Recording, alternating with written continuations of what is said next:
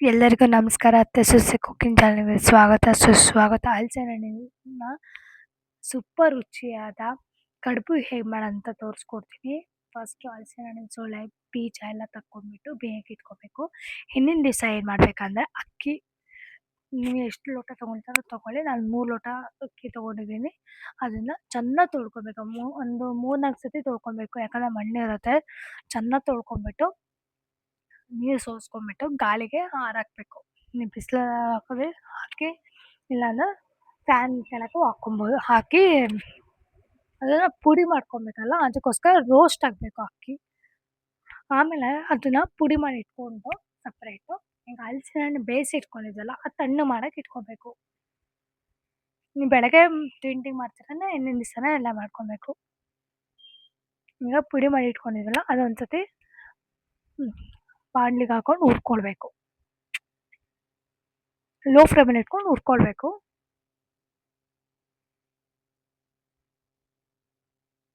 ಆಮೇಲೆ ಹಲಸಿನಹಣ್ಣು ಬೇಯಿಸಿ ಇಟ್ಕೊಂಡಿದ್ವಲ್ಲ, ಅದು ತಣ್ಣಗೆ ಮಾಡೋಕ್ಕೆ ಇಟ್ಟು ಅದನ್ನು ಪೇಸ್ಟ್ ಮಾಡಿ ಇಟ್ಕೊಬೇಕು. ಅಂದರೆ ದೋಸೆ ಮಾಡ್ತಾರೆ, ಇಡ್ಲಿ ಮಾಡ್ತಾರೆ, ಆಮೇಲೆ ಇದು ಹಲಸಿನಹಣ್ಣಿನ ಮೂಳ್ಕ ಮಾಡ್ತಾರೆ. ತುಂಬ ಚೆನ್ನಾಗಾಗುತ್ತೆ ಟೇಸ್ಟು. ಈಗ ಜಾರಿಗೆ ಹಾಕೊಂಡು ರುಬ್ಕೊಳ್ತಾ ಇದ್ದೀನಿ.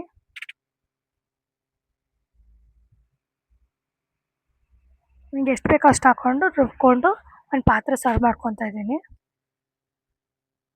ಆಮೇಲೆ ಅಕ್ಕಿ ಪುಡಿ ಮಾಡ್ಕೊಂಡಿದ್ದೀರ ಅದಕ್ಕೆ ಇದು ಹಾಕ್ಕೊಳ್ಬೇಕು. ಹಲಸಿನಹಣ್ಣಿನ ಪೇಸ್ಟ್ ಮಾಡ್ಕೊಂಡಿದ್ದು ಹಾಕ್ಕೋಬೇಕು. ಆಮೇಲೆ ನೀವು ಕಾಯಿ ಆದ್ರೂ ತೊಗೊಳ್ಳಿ, ಇಲ್ಲಾಂದ್ರೆ ಕೊಬ್ಬರಿ ಆದರೂ ತೊಗೊಳ್ಳಿ. ಅದನ್ನು ರುಬ್ಕೊಳ್ಬೇಕು, ತರಿಯಾಗಿ ರುಬ್ಕೊಳ್ಬೇಕು. ಈಗ ಅಕ್ಕಿ ಪುಡಿ ಮಾಡಿ ಇಟ್ಕೊಂಡ್ವಲ್ಲ, ಅದಕ್ಕೆ ಹಲಸಿನಹಣ್ಣಿನ ಪೇಸ್ಟ್ ಹಾಕ್ಕೊತಾ ಇದ್ದೀನಿ. ಅಕಸ್ಮಾತ್ ನಿಮಗೆ ಹಲಸಿನಹಣ್ಣು ಸ್ವೀಟ್ ಅನಿಸಿದ್ರೆ ಬೆಲ್ಲ ಹಾಕ್ಬೇಕಂತೇನಿಲ್ಲ. ಕಮ್ಮಿ ಅನಿಸಿದ್ರೆ ಮಾತ್ರ ಹಾಕ್ಕೊಬೋದು.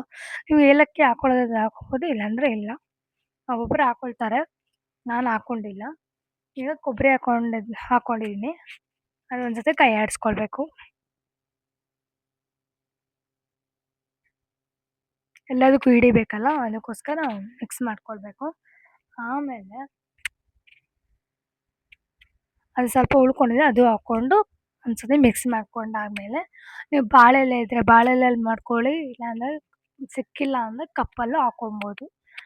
ಹಲಸಿನೆಲೆ ಇದ್ದರೆ ಅದರಲ್ಲೂ ಹಾಕ್ಕೊಬೋದು. ಚೆನ್ನಾಗಾಗತ್ತೆ ಟೇಸ್ಟು. ಒಂಥರ ಘಮ ಘಮ ಸ್ಮೆಲ್ ಬರುತ್ತೆ, ಚೆನ್ನಾಗಾಗತ್ತೆ. ಬಾಳೆಲೆಯಲ್ಲೂ ಚೆನ್ನಾಗಾಗತ್ತೆ. ಆ ಬಾಳೆಲೆ ಒಂದು 4-5 ಸಿಕ್ತು, ಅದಕ್ಕೋಸ್ಕರ ಅದಕ್ಕೆ ಹಾಕ್ಕೊಂಡ್ವಿ ಅಷ್ಟೇ. ನೀವು ಯಾವ ಶೇಪಲ್ಲಿ ಬೇಕಾದರೂ ಮಾಡ್ಕೊಬೋದು. ಹಾಕ್ತಾಯಿದ್ದೀವಿ ಬಾಳೆಲೆಗೆ. ಹಸಿ ಬಾಳೆಲೆ ಇದ್ದರೆ ಒಂದು ಸತಿ ಬಿಸಿ ಮಾಡಿಬಿಟ್ಟು ಹಾಕ್ಕೊಳ್ಳಿ, ಚೆನ್ನಾಗಾಗುತ್ತೆ. ಅಂದರೆ ಈಗ ಹಾಕಿದಾಗ ಕಟ್ಟಾಗಲ್ಲ, ಅದಕ್ಕೋಸ್ಕರ ಒಂದು ಸತಿ ಬಿಸಿ ಮಾಡಿ ಹಾಕ್ಕೊಂಡ್ರೆ. ಆ ಥರ ಮಾಡ್ಕೊಂಬಿಟ್ಟು ಹಾಕ್ಕೊಳ್ಬೇಕು. ಪಾತ್ರೆಗೆ ಇಟ್ಕೊತಾ ಇದ್ದೀನಿ.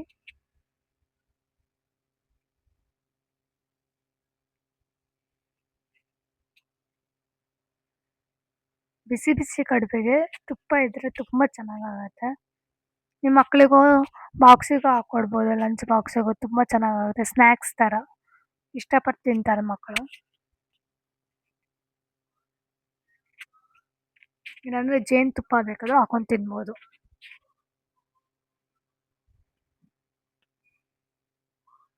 ಆ ಥರ ಮಾಡ್ಕೊಂಬಿಟ್ಟು ಮಡಚಿ ಈಗ ನಾವು ಬೇಯಕ್ಕೆ ಇಡಬೇಕು. ಕಪ್ಪಿದ್ರೆ ಕಪ್ಪಲ್ಲೂ ಹಾಕ್ಕೊಬೋದು. ನಾನು ಜಾಸ್ತಿ ಸಿಕ್ಕಿಲ್ಲ ಅಂತ ಕಪ್ಪಲ್ಲೂ ಹಾಕ್ಕೊಂಡಿದ್ದೀನಿ, ಬಾಳೆಲೆಲ್ಲೂ ಹಾಕ್ಕೊಂಡಿದ್ದೀನಿ.